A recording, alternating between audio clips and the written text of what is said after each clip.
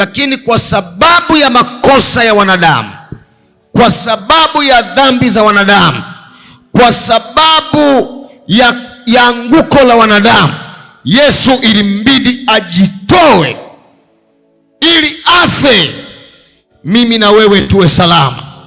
Leo ninapoongea mahali hapa, ninaamini kuna maisha ya watu yanakwenda kuwa salama kuanzia leo.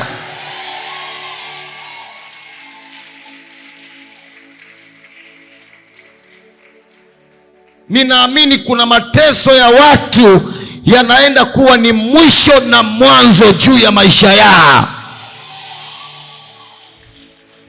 Ile taabu, yale maumivu, ile shida iliyokutesa, ule usingizi uliokuwa haupati, ile hali ya kuibiwa nafsi yako, ile hali ya misiba kwenye familia yako, siku ya leo kwa kuwa Yesu amejitoa, hakuna misiba wala vifo ndani ya familia zetu.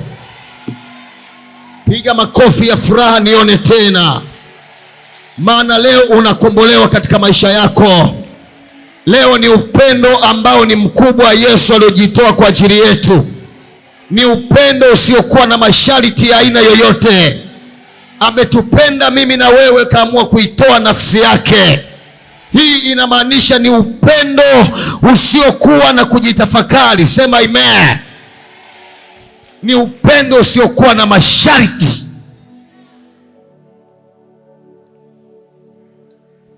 Kwa hiyo kama kuna masharti yoyote uliopewa na mganga wa kienyeji, uliopewa na familia yako, uliopewa na watu ambao walikuonea, leo masharti yao yanaenda kuwa ni mwisho katika maisha yako mteule. Walioweka masharti ya sadaka zao, walioweka masharti ya kifo chako, leo sadaka zao hazitakuwa na masharti juu ya maisha yako. Nafsi yako inatolewa kuzimu mara moja. Kuna mtu ulikuwa unaishi kwa masharti, unatembea kwa masharti, ulipewa masharti na madaktari, ulipewa masharti na waganga wa kienyeji, ulipewa masharti na watu wa kila namna, ulipewa masharti ya kulala saa 8 za usiku, ulipewa masharti za kulala chini, ulipewa masharti ya kutokujenga nyumba, ulipewa masharti ya kutokuoa wala kuolewa. Leo masharti yote uliopewa leo yanapigwa msalabani katika jina la Yesu. Walioweka masharti ya siri ya kwamba hautaolewa wala kuoa, ya kwamba hautakuwa tajiri, leo masharti yao yanavunjwa kwa masharti ya Yesu Kristo. Hiyo damu ya Yesu ikomboe maisha yako leo.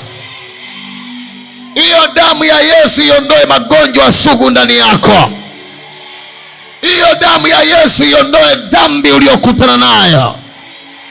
Hiyo damu ya Yesu ifungue milango yako na mipaka yako. Mipaka yako iongezeke kwa damu ya Yesu. Damu ya Yesu ifanyike kuwa baraka ndani ya mji wako. Hautajuta kwa sababu ya kuzaliwa wewe.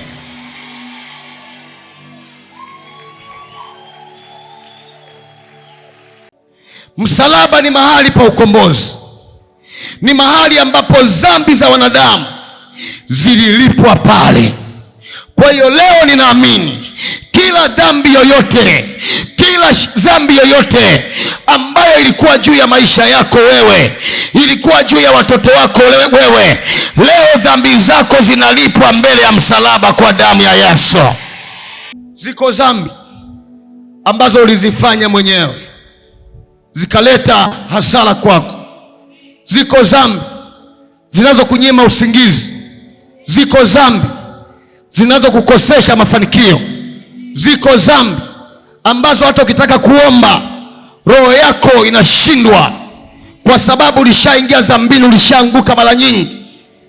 Iko dhambi ukitaka kupeleka shida kwa Mungu, ile dhambi inatangulia mbele, inakwambia kumbuka ulifanya moja, kumbuka ulimtukana huyu, kumbuka ulifanya hiki, kumbuka ulifanya hili. Leo dhambi hiyo leo inafutwa mbele ya msalaba mahali hapa. Kila dhambi inalipwa msalabani. Wapendwa, hamna mwanadamu mkamilifu. Sema amen nisikie kwa sauti.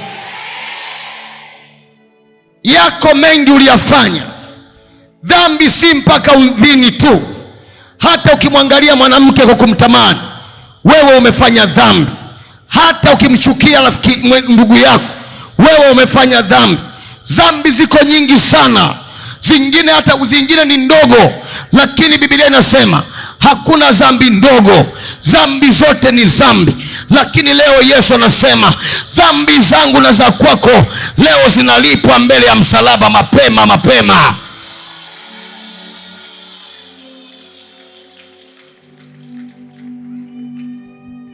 Haleluya. Yesu alichukua dhambi zetu zote akazibeba msalabani.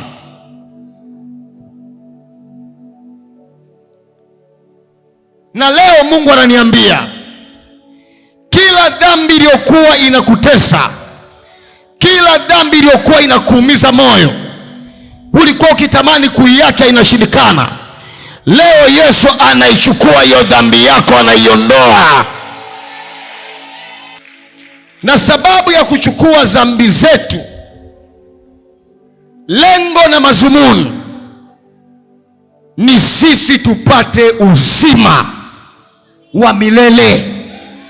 Kwa hiyo leo nina imani hakuna mtu ataondoka na maumivu ya aina yoyote mahali hapa.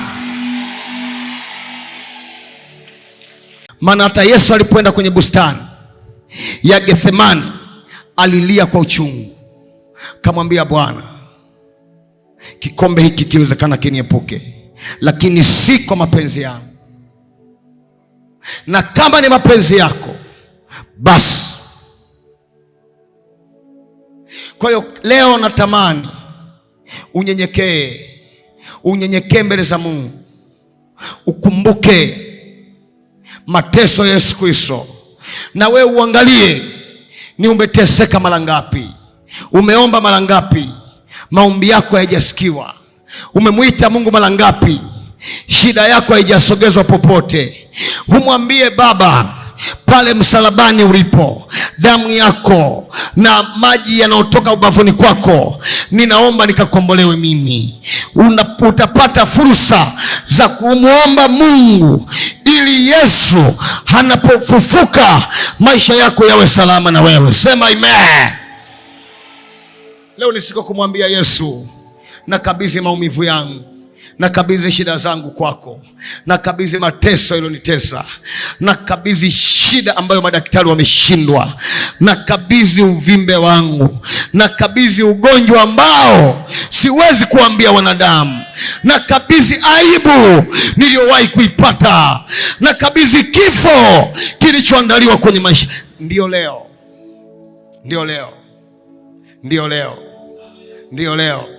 Soma